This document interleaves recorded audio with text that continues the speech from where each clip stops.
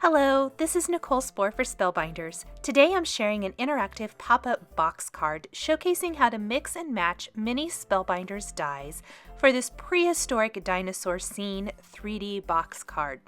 I love box cards. I think they are so super fun, and everyone who I've ever given one to just absolutely loves the interactive element.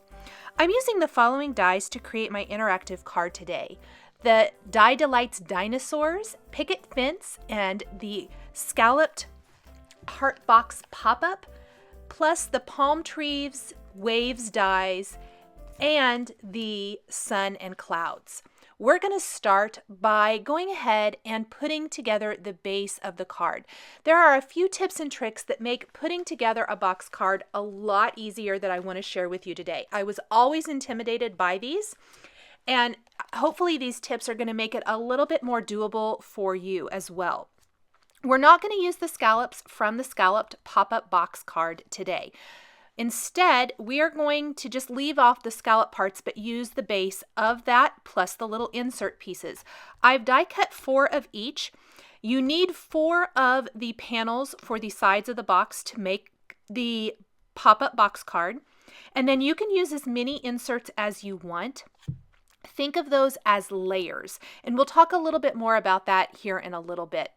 What I'm doing is I am keeping one of the panels absolutely flat except for the little tab, and that means that score line on the back I'm not scoring. You can see that I'm using a bone folder to score the sides and the tab for the rest of the panels.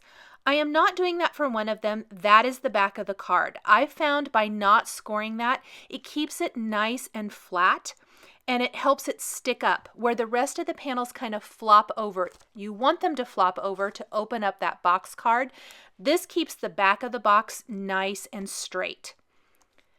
It's also so much easier to do any embellishing and stamping when the box is flat. So I am keeping everything kind of unassembled, if you will, until I get to the point where I have my box embellished.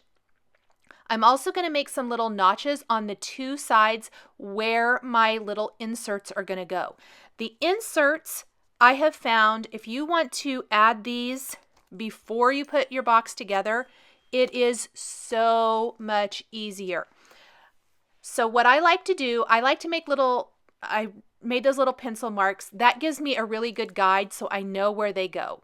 Then I am simply going to lay my box out flat, and I'm going to put adhesive on one side of those little tabs, again using my bone folder to get a nice crease.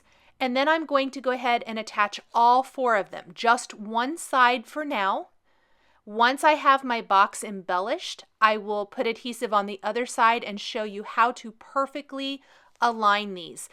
It is really hard, for me anyway, to put these in after I've assembled the box. I found that it is so much easier to do all of the assembly and then put the box together because they are perfectly lined up. Otherwise, I find that I'm kind of messing around with the box. They fall through, they're uneven, and I definitely don't want that. So here they all are lined up perfectly. You can see when I have all the adhesive and things, how that box is going to look. Next, I am going to do some embellishing with stencils and with stamps. I knew that I was using the Dinosaur set, of course, and I kind of pulled lots of other different dies out to work with it. And I was looking for a way to add some interest to the box. The box is very, very prominent. Of course, all of the adorable images popping out are the focal point, but I wanted to really reinforce that prehistoric dinosaur type of feel for my card. And so I grabbed the Simon Says Stamp Irregular Dots stencil, and it kind of gave that look of stones or boulders, something like that. And by inking tone on tone, I'm using Gathered Twigs Distress ink on this brown cardstock. It's giving that just some nice texture, a fun look, and is just a great way to embellish the box. Plus, it doesn't have to be absolutely perfect. Now, I originally just did the bottom part of the box, not really thinking that when the box is closed, I don't want to see those funny faint lines like I didn't finish inking up my background. So I need to go ahead and take my stencil and ink up the rest of it. And it's really easy to do. We want the whole outside of the box when it's laying flat to have these little irregular dot stenciled all over. Plus, I am going to flip this over here in a minute, and we want the inside of the box that we see, meaning the flaps and the back panel, to also have the same embellishment. This is going to really help with the consistency and continuity of the scene here. And I could have left just the stenciling, but I was really going for a distressed look. I don't do a ton of distressed cards anymore, and really the rest of the scene isn't, but I wanted to reinforce that kind of old-fashioned-y feel, I guess. So what I did was find a text background stamp. This is the Simon Says Stamp Good Reading background. What is perfect about this, and there are many other stamps out there that are similar, I'm sure, it's not perfect. It's not a very, very graphic type of text that you can absolutely read. It's kind of a mashup of a whole bunch of different texts, so it doesn't have to be exactly perfect. Plus, I am not giving even pressure over the whole thing. I want it to have some lighter areas. I don't want it to be absolutely perfect. And again, tone on tone. This is the Gathered Twigs Distress ink. Now, here's where I was talking about when you open up your card pop-up box and those flaps pop open, you want those to have embellishment as well. So again, I'm taking my stencil, the irregular dots, and inking this up with the Gathered Twigs Distress ink. And we want to do that on all four. The only difference here is the panel that goes on the back of the card. When we get to the text background, three of the panels, the three panels that pop up and down when you open up the pop-up box, I want the text not to be upside down. Same goes for that background. Even though a lot of it's going to be covered with clouds and sun, I want the text to be going up and down the right way and not backwards or anything like that. So I'm going to ink this up, and I didn't even do any masking or anything like that. And we're simply going to just stamp all of the little flaps here, and then we're going to flip it around and do that last tab. This is the back of the box, the one that I did not score earlier. Again, not perfect stamping at all. So here is what my box is going to look like. Now that the embellishing on the box is done, I'm going to take some nice strong adhesive and add that to that other side of the tabs for the inserts. And I want to make sure that they're lined up in a straight line perfectly. Then I am going to simply fold over that other side that has my little mark, my little pencil mark, and press that in place. And when you pop the box up and open, look how perfectly they are aligned. In fact, we can put adhesive on that last remaining tab, and our pop-up box base is all finished.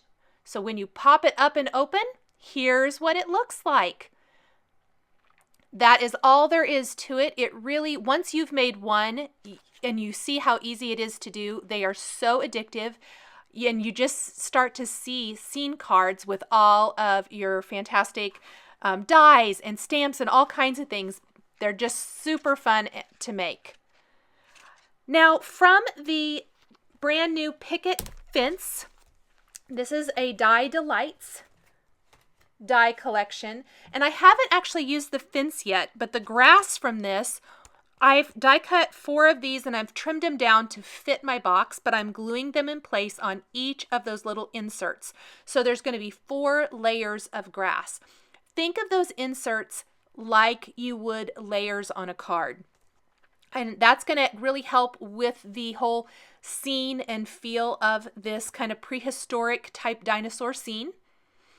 Off camera, to save time, because this is quite a bit of die cutting, I die cut palm trees.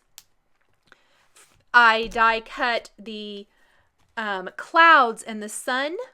Also, a couple of borders with the Waves Borders dies. I know these are probably meant to be beachy, watery type ocean waves, but the one especially can be used as a landscape so easily. And then, of course, we're using the new Die Delights Dinosaurs. And I've die cut these from all reds and pink cardstock. And I'm adding either white pigment ink or pink ink to these. The ink is going to really grab on to any of the embellished areas of any of the die cut pieces. I'm adding ink to almost everything here. It really gives some nice depth and dimension. Adds a lot of interest to all of these little pieces. This is a little Wild Honey Distress ink on the sun. And these are those waves borders I was talking about that are going to serve as a fantastic little landscape along the little pop-up box tabs that flop open and the back of the card as well. Die cutting them from brown cardstock and adding brown ink really helps reinforce the landscape feel rather than a watery, beachy type feel. I'm going to stamp a greeting from a stamp set on one of these borders using black ink. And then we're going to attach these borders to the front two tabs. And I'm just simply going to cut this apart then with my scissors so that the tab still works. This was just a quick and easy way to attach that. Anything excess hanging over, I'm just going to trim up with my scissors.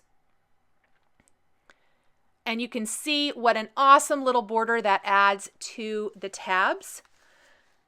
We also want to take, I did die cut two of these and ink two of them up. We want to adhere one of them to the back of the box and then that remaining little excess piece here to the remaining tab.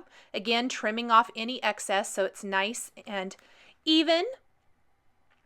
And then it's time to attach all of the remaining pieces. Starting with the back of the box, we're going to put the sun and the clouds. This will just serve to kind of reinforce my theme. Adds a fantastic little embellishment to the background.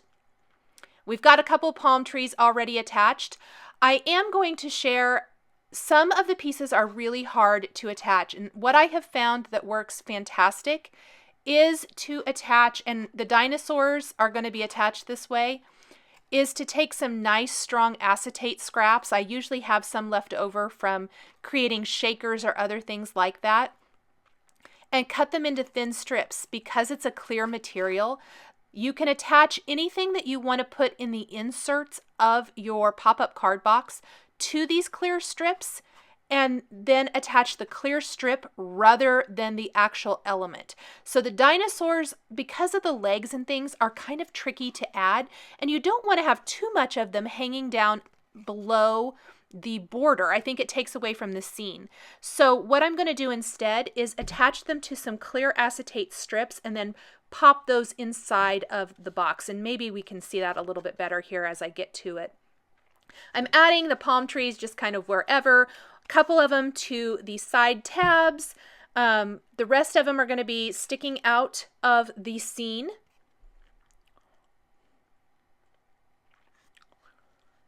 And even one of the dinosaurs will be on the other side of the tab.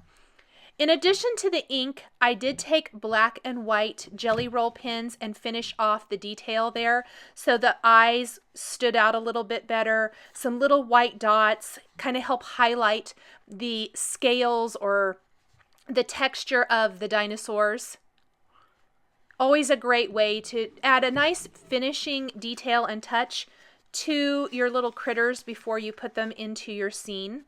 I'm really excited about the scale of how the dinosaurs work so well with the palm trees and then the rest of the little elements here. Really, really fun. So once I have that, and we'll add just a couple more little embellishing details to my final dinosaur. We'll put those in place with those clear acetate strips, and I am not too perfect with these. I just kind of trim them down.